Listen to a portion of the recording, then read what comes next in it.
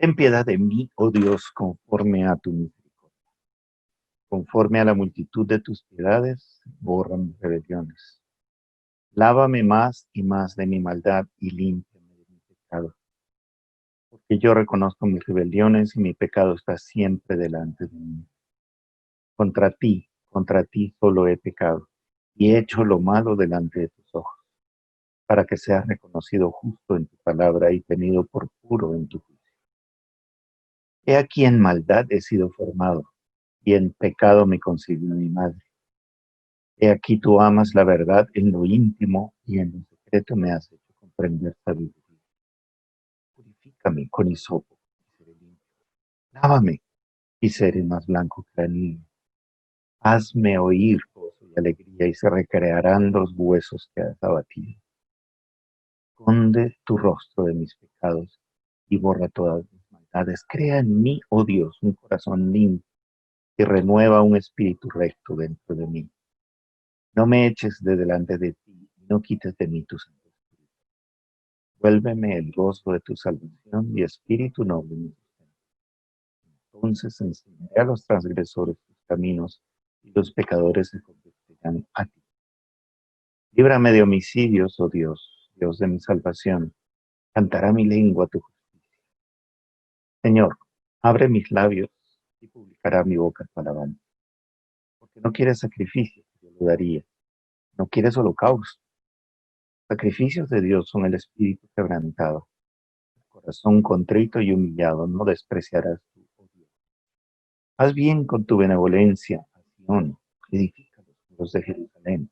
Entonces te agradarán los sacrificios de justicia, el holocausto u ofrenda del todo quemada. Entonces ofrecerán becerros sobre tu altar. ¿Se habrán dado cuenta ustedes de que una de las evidentes consecuencias de la crisis que empezamos a vivir desde el mes de marzo ha sido que la iglesia se ha movilizado ahora? Conversando con varios de ustedes, varios otros pastores que conozco, me comentaban algunos cómo veían que una reunión de oración normalita de los miércoles, que no pasaba de 10 o 15 personas, mientras la hacían presencialmente en la iglesia, en internet no baja de 40 o 50 asistentes. Claro, para todos eso era motivo de mucha alegría y satisfacción, pero que a medida que baja un poco el susto inicial y que la gente se va acostumbrando a la situación, también empieza a disminuir esa asistencia a las reuniones de oración. Además del acostumbramiento al riesgo y al temor, también está el cansancio de estar frente a la pantalla tanto tiempo, porque la gente está frente a la pantalla trabajando, conectándose con la familia, ayudando a los hijos con las tareas, y qué pereza tener que conectarse después para cosas de la iglesia, ¿no? Pero también es interesante ver cómo cambian los contenidos de las oraciones. Al principio eran oraciones que pedían misericordia y la pronta intervención de Dios para que esa cosa china pase rápido y sin hacer mucho daño en nuestro entorno. Pero después empezamos a orar por el trabajo, la provisión, después que por el personal de salud, los médicos, enfermeras, personal de apoyo. Empezamos a orar por el número de camas de cuidados intensivos en la ciudad, número de ventiladores y misericordia por todos aquellos que estaban enfermos y sufriendo, hasta que aquellos empezaron a dejar de ser cifras estadísticas para pasar a tener rostros y nombres reconocibles. Algunos de ellos esposos, esposas, madres, hijos de miembros de este grupo. Algunos se recuperaron, dimos gracias a Dios por eso. Otros de aquellos por quienes estábamos orando murieron y tuvimos que empezar a orar por los deudos, por las familias, por hijos desamparados. Y ese cerco se dan cuenta que se va estrechando cada vez más y el grado de cercanía por las personas por quienes tenemos que orar es cada vez mayor. No hay escape para eso. Eso me lleva a mí a preguntarme cómo vamos a orar, cómo oraría yo, cómo oraré yo, si algún ser querido muy cercano o yo mismo tengo que enfrentar alguno de estos problemas relacionados con la pandemia. Hambre, desnudez, peligro, muerte? La verdad no sé. Pero sí me hizo pensar que la mayoría de nosotros ora muy egocéntricamente, es decir, nos ponemos a nosotros en el centro de la oración. Sí, es cierto, le damos a Dios la voz con nuestra necesidad y no hay nada malo en eso, porque Él mismo nos anima a hacerlo. Pero está mal cuando eso es todo lo que hacemos, la oración. Y peor todavía cuando malinterpretamos a Dios y asumimos que porque al final decimos las palabras mágicas en el nombre de Jesús, ya Dios queda obligado a hacer todo lo que nosotros le pedimos. David escribe este Salmo 51 en el momento más terrible de su vida, el momento en que este hombre que nos dice que su corazón agradaba a Dios, está hundido en lo más profundo de la maldad y la perversión humana. Está él enredado en lo que por lo menos en nuestra cabeza son los dos pecados más visibles, más repugnantes y más destructivos para todos los involucrados, el adulterio y el homicidio. David se olvida de honrar a Dios, se pone en el centro de su universo personal, codicia, roba, miente, adultera, asesina. En solo unas pocas horas quiebra todos los mandamientos y creo que si esto duró una semana también acabó con el día de reposo. El salmista, David, sigue aquí un camino largo, difícil, doloroso que nos invita a seguirlo como un peregrinaje.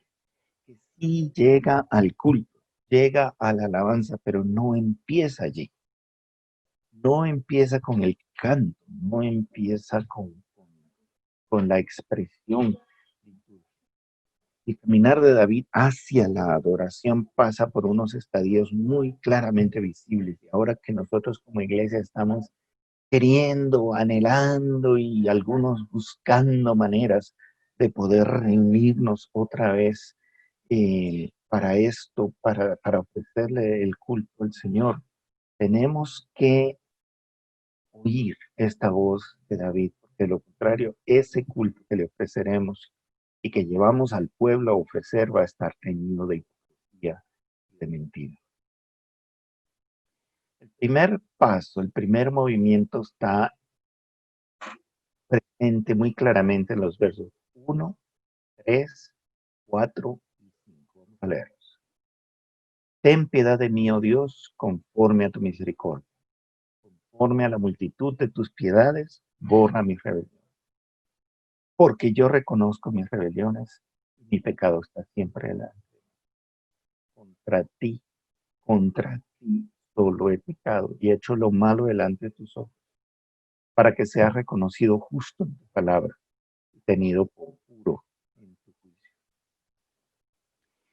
Estamos frente a un movimiento de confesión pegado de un ruego por piedad, como dos elementos que van juntos, pegados, inseparables, las dos caras de una moneda. David reconoce su pecado, al mismo tiempo que reconoce cuán lejos pone ese pecado al pecador de Dios.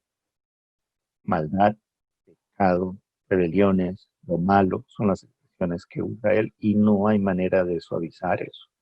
No hay manera de quitarle la importancia, no hay manera de empequeñecerlo. La iglesia cristiana hace un énfasis grande, y yo creo que correcto, en la fuerza y la enormidad de la gracia y la misericordia de Dios. Pero eso no elimina la verdad de que frente a la santidad divina el pecado es inmenso, es abominable, es un horror. El hecho de que nosotros no tengamos que pagar personalmente por nuestro pecado no lo hace menor, solo hace mayor la grandeza del sacrificio de Cristo en la cruz. El que la cuenta la pague otro no significa que la comida sea gratis. David reconoce su pecado, pero no simplemente su accionar en la circunstancia específica a la que se refiere. Él no dice, Señor, perdóname por haber levantado a Betsabé y por haber mandado a matar a su marido. No, David arranca por reconocer su naturaleza pecaminosa, presente aún antes de su nacimiento, la cual sale, aflora y se hace evidente en sus actos, en sus obras, en sus acciones, en sus pensamientos. Porque si bien reconoce que en pecado fue concebido, algo de lo cual él no tiene la culpa ni responsabilidad, también es claro que eso no le impide asumir su propio pecado, la responsabilidad por su propio pecado. sin echarle encima la culpa a nadie. Para el mundo que nos rodea hoy en día, la responsabilidad siempre es de alguien más. Es que fui muy pobre, es que fui un niño abandonado, es que me maltrataron, es que no me dieron de lactar, es. La responsabilidad personal se ha abandonado en el mundo de hoy, pero la escritura no nos permite eso y nos dice, no os conforméis a este siglo, sino transformados mediante la renovación de vuestro entendimiento. Quiero detenerme aquí por un momento para animarles a que hagamos un pequeño ejercicio personal. Si nos ponemos simplemente a decir que no, yo tomo nota, estoy aprendiendo cosas nuevas y nos vamos felices, sí, hay un beneficio, pero no todo el que nuestras congregaciones merecen y necesitan. Las iglesias, los ministerios, las organizaciones que ustedes dirigen merecen un líder, un pastor que camine en rectitud delante de Jehová. No perfección, porque ninguno de nosotros a este lado de la eternidad va a ver la perfección, pero sí rectitud, un pastor que vive postrado delante de Dios, confiesa su pecado y pide y recibe y disfruta la misericordia de Dios en el perdón. Quizás este sea un momento para reflexionar, nada más. Solo mira hacia adentro de tu corazón y pregúntate de qué manera el pecado te ha afectado en tu vida, de una forma en que te llevaría a escribir este salmo tú mismo. Y si no eres capaz de hacerlo, deja que el mismo salmista te ayude desde el 139, donde dice, examíname, oh Dios, conoce mi corazón, ve si hay en mi camino.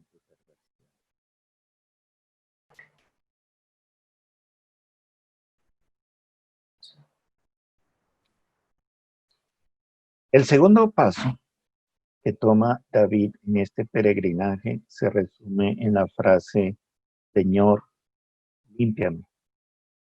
Lo vemos en los versos 2 y 7. Lávame más y más de mi maldad y límpiame de mi pecado. Purifícame con hisopo y seré limpio. Lávame y seré más blanco que la nieve. Lávame, límpiame. David no se limita a confesar su pecado y pedir piedad, sino que pide limpieza.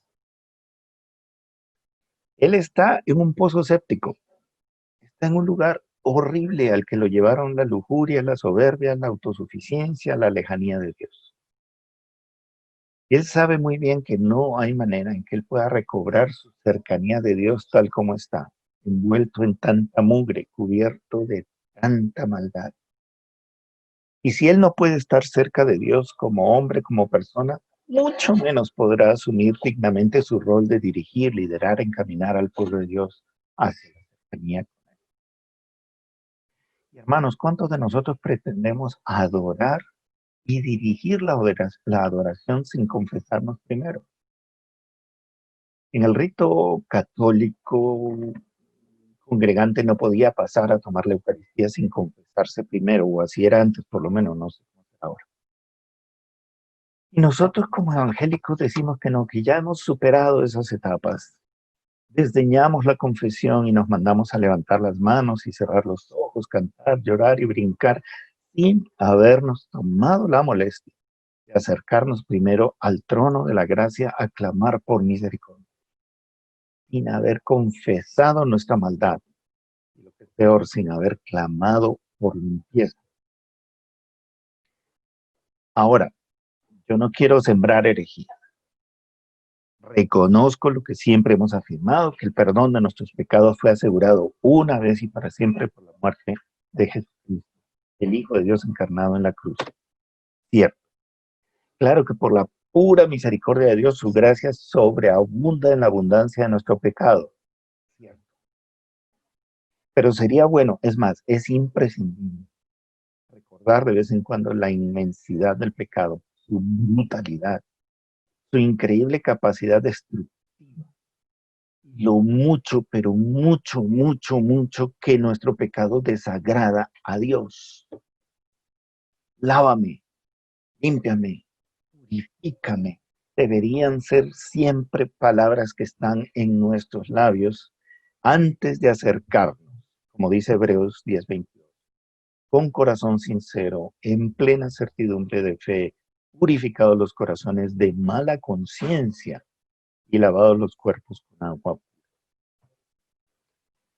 Seguramente muchos estarán ahí frescos todavía, sentados, pensando que como no han matado a nadie, ni han cometido adulterio, están a salvo y no pasa nada.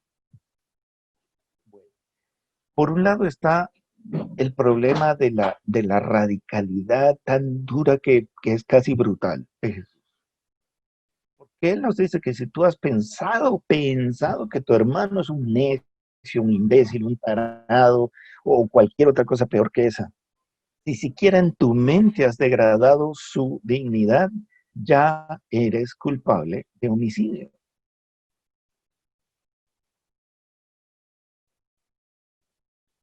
¿Cuándo fue la última vez que tu esposa o tu hijo te sacaron la piedra, por ejemplo?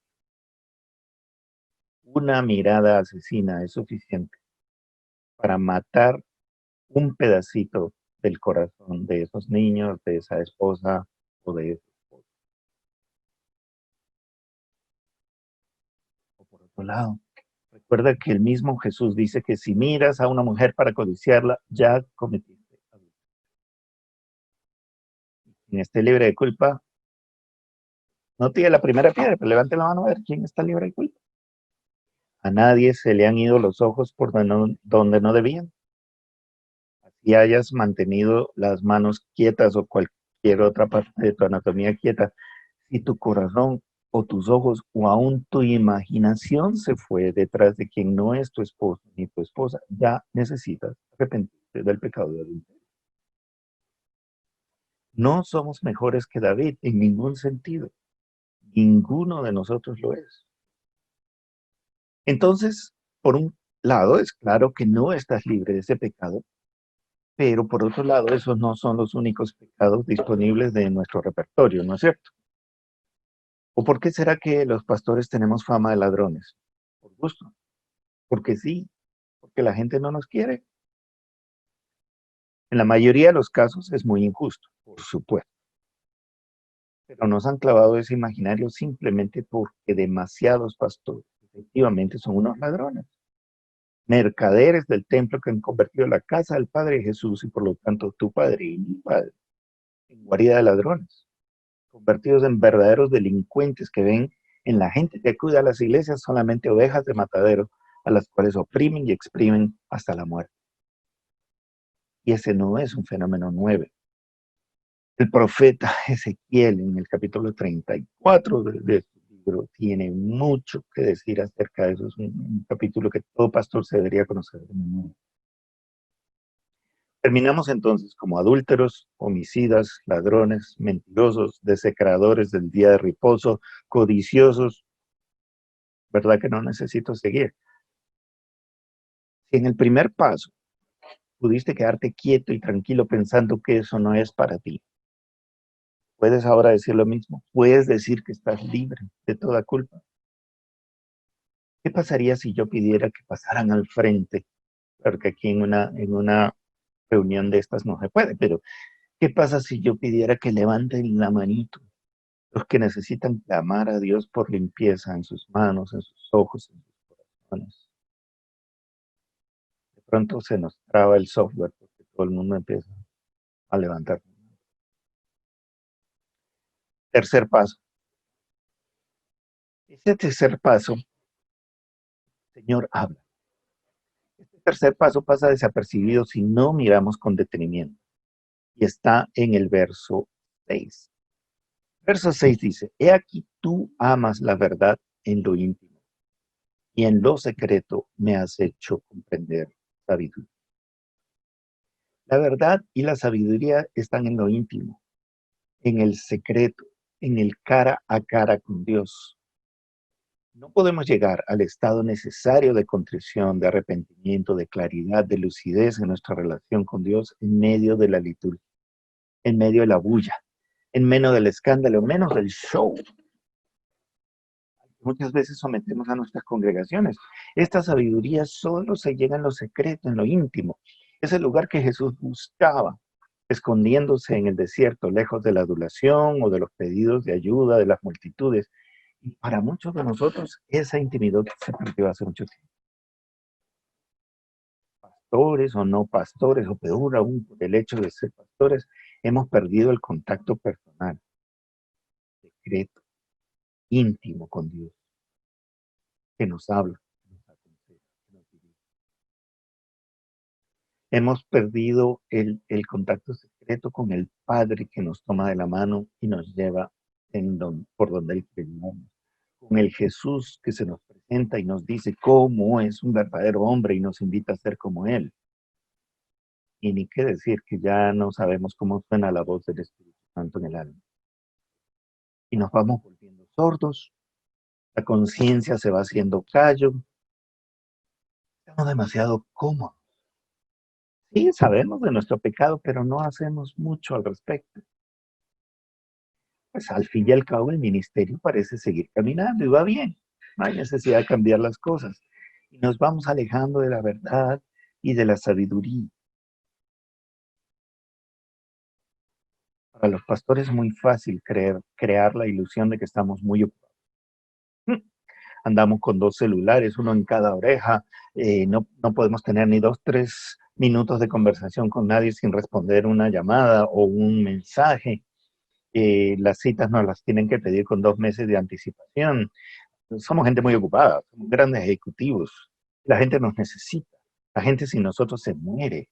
Corremos de un lado para otro desde muy temprano hasta muy tarde, atendiendo a los suplicantes, consolando a los que sufren, comprando los bombillos que se fundieron en la iglesia, representándola en la DIAN o donde sea, preparando sermones, enseñando las canciones, porque además de eso somos músicos, estamos visitando a los líderes, en fin.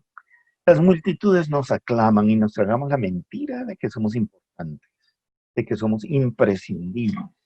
Y corremos y corremos y corremos como un hámster en una ruedita en su... Hermanos, esa es una mentira diabólica usada para ponernos en donde no debemos estar y para arrancarnos de donde sí deberíamos estar, en el secreto. Fíjense que hasta los apóstoles, los de verdad, ¿no? Establecieron diáconos con el fin de dedicarse ellos, los apóstoles, a la palabra y a la oración, pero nosotros nos creemos más que ellos. O ponemos nuestras prioridades al revés y creemos que como pastores somos llamados a servir las mesas. Y hermanos, si nosotros no pedimos, no anhelamos y no dejamos que el Señor nos hable, ¿con qué, cómo, de dónde vamos a dirigir al pueblo? ¿Con qué espíritu, qué palabra les vamos a dar? Y entonces ahora, para otro minuto de reflexión, déjame preguntarte, ¿cuándo fue la última vez que tuviste una experiencia profunda, solo, en su presencia, al punto de quedarte mudo, al punto de caer como muerto, al punto de que sea imposible irrumpir en llanto o en adoración? ¿Buscas eso? ¿Deseas eso? ¿Le pides a Dios eso? ¿O más bien rehuyes? ¿Sabes? Tomémonos 10, 15 segundos para eso. Lo hemos hecho, lo deseamos, lo anhelamos, lo buscamos, vale la pena.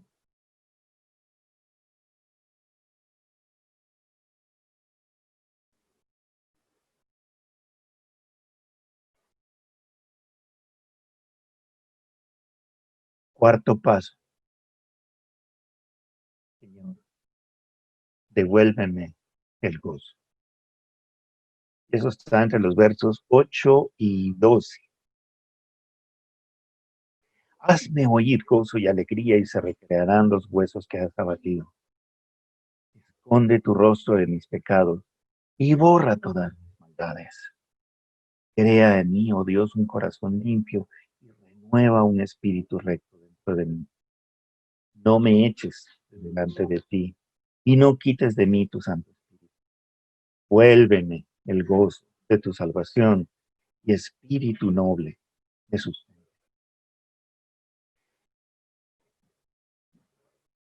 Este reclamo o este pedido de David me hace pensar con infinita tristeza. Debo confesarlo con algo de rechazo. En cuanto de falso, de prefabricado y aún de perverso hay en nuestras celebraciones, en nuestros cultos.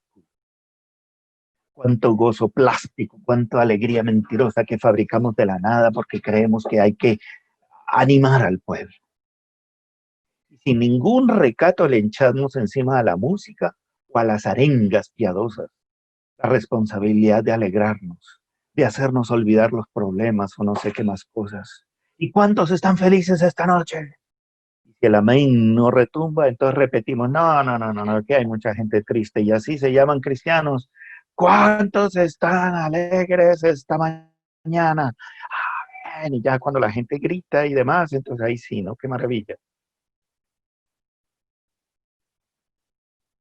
Si vamos a aprender de este santo, veremos que que no cantamos, los creyentes no cantamos para alegrarnos, sino que cantamos porque estamos alegres.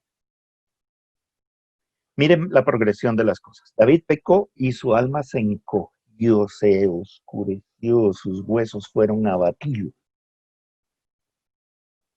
Y ahora este hombre, en este ejercicio espectacular de transparencia, este hombre cuyo corazón agradaba a Dios tiene el atrevimiento de pedir no solamente perdón, no solamente limpieza, sino que Dios le devuelva la alegría. Pero escúchenlo, devuélveme el gozo, déjame sentir la alegría nuevamente.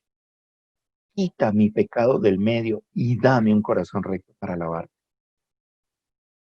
Ya lo dije, pero hay que repetirlo.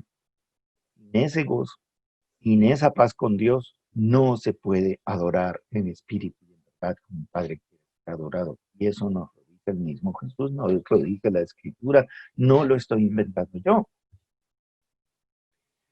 Ahora te pregunto, para tu propia reflexión personal, ¿no te has sentido como forzando el gozo para justificar tu ministerio?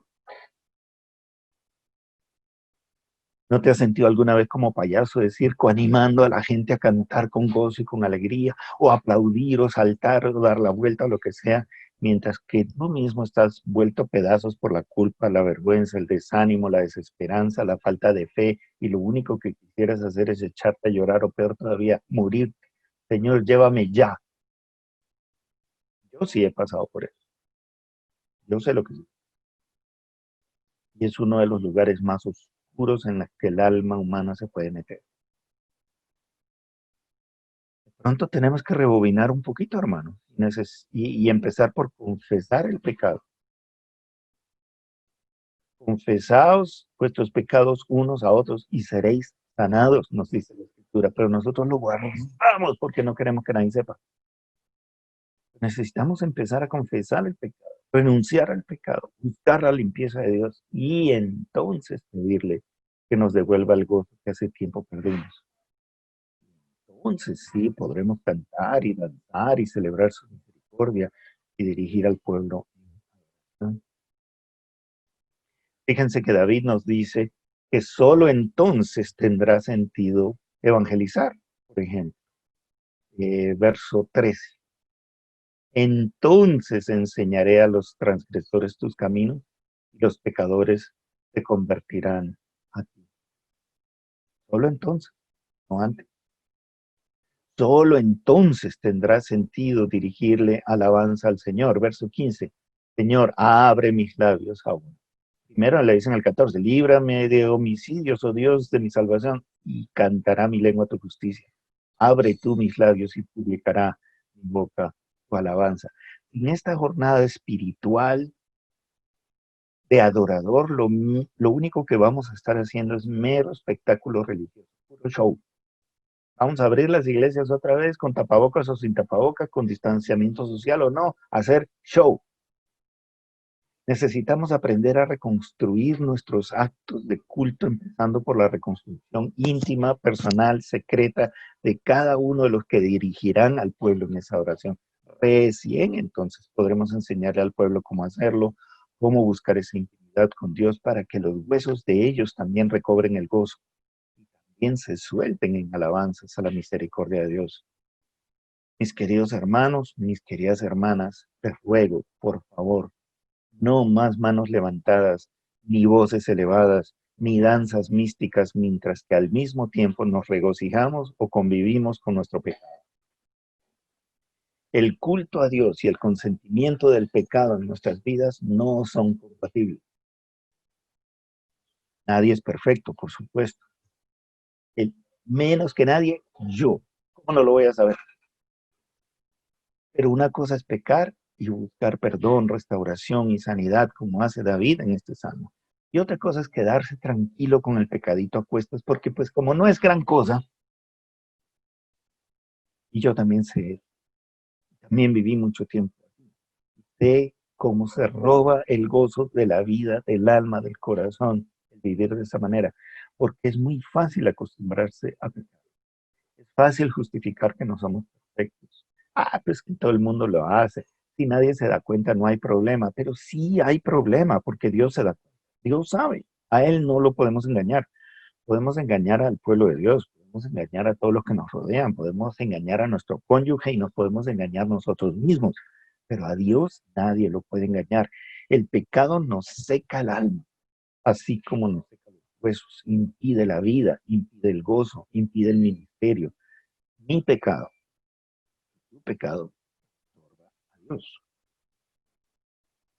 Por último, es interesante ver el eco que este salmo le hace a la famosa frase de Oseas 6:6, que también aparece en 1 Samuel 15:22, y dice, eh, no, no quieres sacrificios que yo daría, no quieres holocausto. Los sacrificios de Dios son el espíritu quebrantado, al corazón contrito y humillado, no despreciarás tú, oh Dios, versos 16 y 17. Y vamos a hablar de volver al culto, de la alabanza, de la adoración, de estar juntos, de la liturgia. No podemos olvidar ni por un segundo mismo que Dios nos dice que Él no quiere sacrificios ni holocaustos, sino corazones contritos y humillados, convictos de pecado, justicia y juicio, humillados en su presencia, postrados delante de su majestad, para desde ahí ser levantados por su gracia y su misericordia. Entonces, sabiendo, recordando, reconociendo de cuán abajo nos levanta el Señor, ¿cómo no vamos a celebrar que nos limpie? ¿Cómo no vamos a celebrar su restauración? ¿Cómo no vamos a celebrar que nos reciba, nos abrace, nos trate como a hijos amados, y no como los rebeldes empedernidos que somos? Esa es, o debería ser, la verdadera razón de nuestro culto, de nuestro gozo, de nuestra alabanza, de nuestra danza delante de Él. Entonces, solo entonces, y así termina el Salmo, recibirá el Señor los sacrificios de alabanza y se gozará en nuestros cantos y en lo que sea que hagamos para honrarlo, pero no antes. Por último, una nota de advertencia. No podemos dejar de ver que aquí en este Salmo hay una clave importante en lo personal para cada uno de nosotros, pero también hay una clave crucial para el pueblo de Dios en conjunto y como comunidad. Estamos arriesgándonos a recibir severa reprimenda del Señor si seguimos elevando culto y sacrificio y la alabanza y todo lo demás sin un respaldo de obediencia y de santidad. Hasta que se desencadenó la crisis de marzo, el pueblo de Dios estaba muy cómodo, muy tranquilo, viviendo una doble vida de culto y celebraciones y ceremonias espectaculares de fin de semana llenas de música, de luz, de color y de fuegos artificiales, mientras que al mismo tiempo y con toda desvergüenza vivían rebeldía a los mandatos del Señor el resto de la semana, afirmando su independencia a Dios en pensamiento y en obra. Miles y miles de hombres y de mujeres corruptos, cuyas vidas estaban sumidas en el pecado y dirigidos por líderes religiosos igual o más corruptos que ellos, se reunían cada semana para disque cantar a Dios, para disque alabar a Dios, para disque adorar a Dios, y para exigirle milagros que los hicieran cada vez más ricos, más sanos, más poderosos, más jóvenes y más bonitos. Nuestra oración deberá ser pedir, como en el verso 18, que Dios haga el bien a su pueblo después de este desastre, edifique los muros de Jerusalén, tan patéticamente derrumbados. Es de volver a celebrar ningún culto. Necesitamos caminar por esta senda de confesión, de arrepentimiento, de perdón, de cambio profundo, para que el gozo con el que celebremos no sea el de que nos salvamos de algún peligro, sino el gozo de saber quién es Dios y quiénes somos nosotros delante de Él. Gracias al sacrificio de Cristo en la cruz. Nada más. Y ese gozo no cesará, aunque la higuera no florezca ni en las vides allá afuera. Ese gozo no se doblegará porque sabemos que nada nos puede separar del amor de Dios que es en Cristo Jesús. Ese gozo es inagotable porque nace de saber que nuestros nombres están escritos en el libro de la vida, de donde nadie podrá borrar. Ese es el gozo que abunda en el corazón de quien disfruta de la paz que sobrepasa todo entendimiento, porque ha convertido sus ansiedades en peticiones y súplicas acompañadas de acciones de gracias, y solo desde esa plataforma se puede hacer ministerio con honestidad e integridad.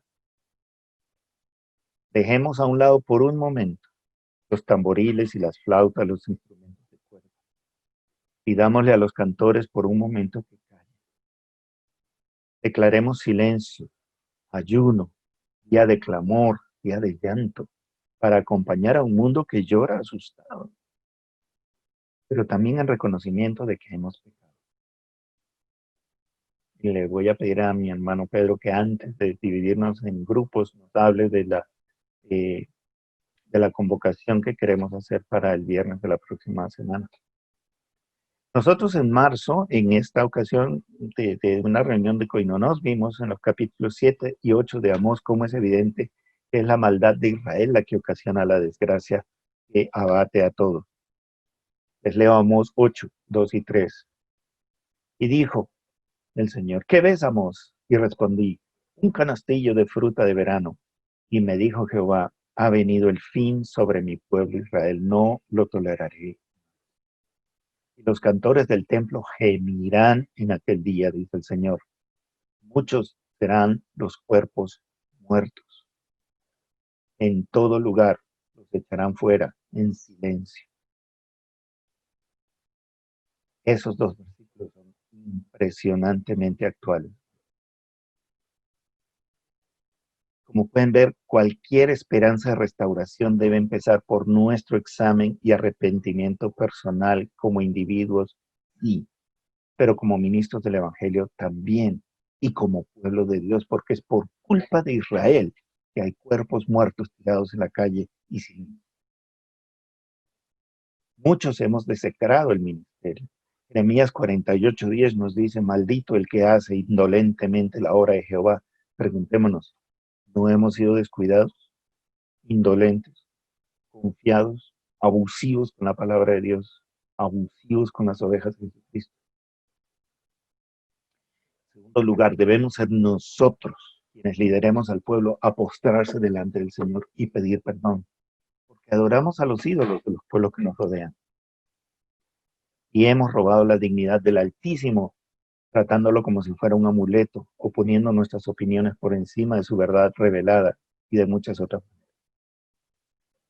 Cuando hayamos hecho eso, y solo entonces, podremos pedir misericordia, podremos pedirle que nos limpie, que nos perdone, que nos hable, que nos devuelva el gozo para poder adorarle en espíritu y en verdad, para poder declarar salvación a un mundo perdido que hoy anda muerto de miedo, y para poder hablar contra ese nivel de corrupción que hoy en día ni siquiera el hombre inicuo, común y corriente puede tolerar. Vamos a ir a los grupos y les animo, les ruego, les suplico que hoy no nos pongamos a conversar alegremente como en otras veces lo hacemos, y que busquemos un tono de oración, de confesión. Ya, hoy, sin demora. Busquemos que Dios se glorifique en medio de nosotros. Pero confesemos nuestro pecado. Arrepintámonos de nuestra maldad. Busquemos el rostro del Señor, su piedad, su misericordia, que nos limpie, que nos perdone, nos devuelva el gozo para poder ir luego a dirigir al pueblo de Dios en esa misma dirección. Señor, el Salmo 51 está allí. No es bonito leerlo, pero creemos, Señor, que como toda la Escritura está inspirado por ti para nuestro bien, para nuestra bendición, para ti. Te ruego, Señor, que dirijas estos momentos que vamos a reunirnos en grupos pequeños, como amigos, como hermanos, como consiervos, como caminantes en esta jornada. Señor, que tu Espíritu descienda sobre nosotros, descienda sobre nosotros, Señor, que vamos a abrir el corazón delante de ti, confesar nuestros pecados, buscando ser sanados. Señor, estamos heridos, tu pueblo está herido, sangrante, tambaleante, tumbado, necesitamos sanidad, pero no vendrá, ni recuperaremos nuestro gozo, mientras guardemos nuestro pecado. Ten misericordia de nosotros. Ahora, perdona, habla, devuélvenos el gozo, devuélvenos